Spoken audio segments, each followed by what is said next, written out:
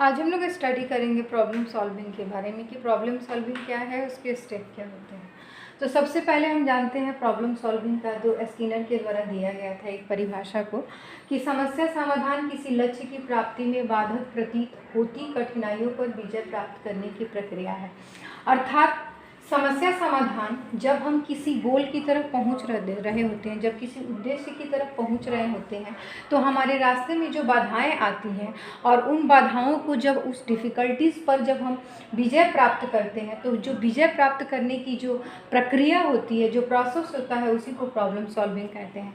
अब यहाँ पर मैं एक सिचुएशन के द्वारा आपको बताना चाहूँगी प्रॉब्लम सॉल्विंग को। देखिए, मान लीजिए कोई रियल सिचुएशन है आपके सामने। रियल सिचुएशन ये है कि आप क्लास में बैठी हुई हैं और आपको उसी समय टीचर बोल देती हैं कि आप क्या कीजिए, आपके पास बुक है, आप बुक में से सर्च करके कोई थ्योरी लिखिए या महिला शिक्षा पर आलेख लिखिए, कुछ भी आप टॉपिक दे दिए बच्चा को लिखने के लिए।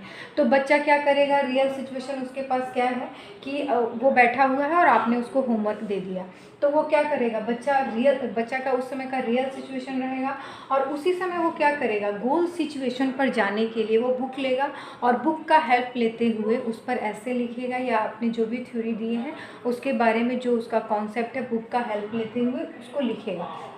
तो रियल सिचुएशन वो हो गया कि वो बैठा हुआ था, आपने उसको होमवर्क दे दिया।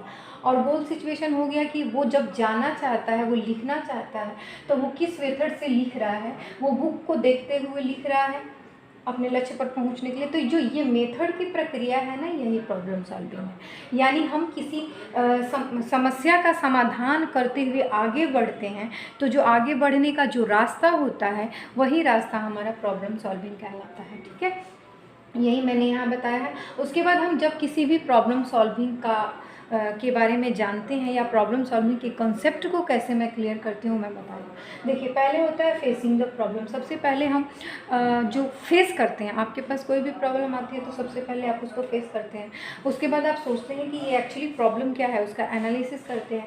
Then identify common element. उसके बाद आप क्या करते हैं? कॉमन एलिमेंट को जो आइडेंटिफाई करते हैं कि इसमें कॉमन एलिमेंट क्या है जिसको हम समझ सकते हैं। उसके बाद परसीविंग द डिफरेंसेस। उसके बाद आप डिफरेंसेस को समझते हैं कि एक्चुअल जो प्रॉब्लम आया है उसका परसीविंग पॉइंट क्या है और उसको हम डिफरेंस कैसे करेंगे। Then abstraction the common and non common element. जो भी मूर्तिकरण करते हैं, जो आपके कॉमन एलिमेंट होते हैं, नॉन कॉमन एलिमेंट होते हैं, उसका मूर्तिकरण करते हैं और जो आपके लिए यूजफुल होता है उसको ऑर्गेनाइज करते हैं। Then understanding the feature. उसके बाद आप प्रॉब्लम के फीचर को समझते हैं। तो ये प्रॉब्लम को समझने का प्रोसेस हो गया कि किसी भी प्रॉब्लम को हम कैसे समझते हैं। जैसे मैंने यहाँ सिचुएशन बताया, आपको थ्योरी दे दिया लिखने के लिए या फिर कोई मैथ्स बनाने के लिए दे दिया, तो मैथ्स की एक टेक्निक होती है कि आप उसको कैसे बनाएंगे।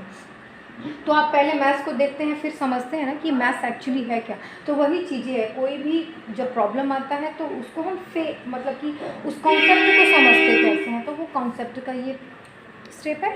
Then step of problem solving.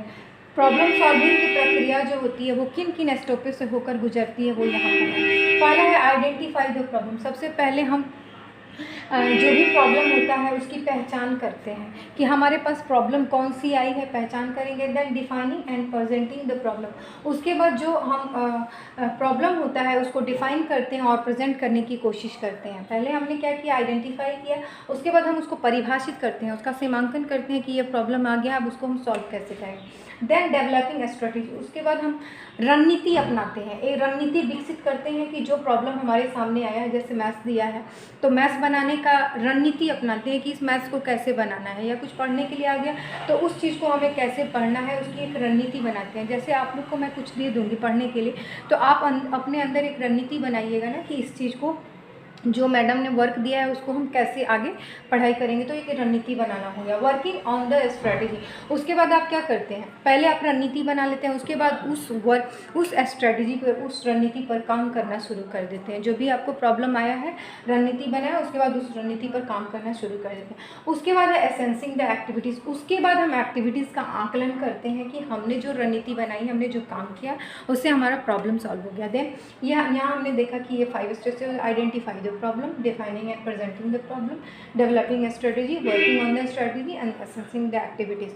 तो ये 5 स्टेप है प्रॉब्लम सॉल्विंग का। इस तरह आज हमारा प्रॉब्लम सॉल्विंग जो होता है चैप्टर खत्म होता है। Thank you so much.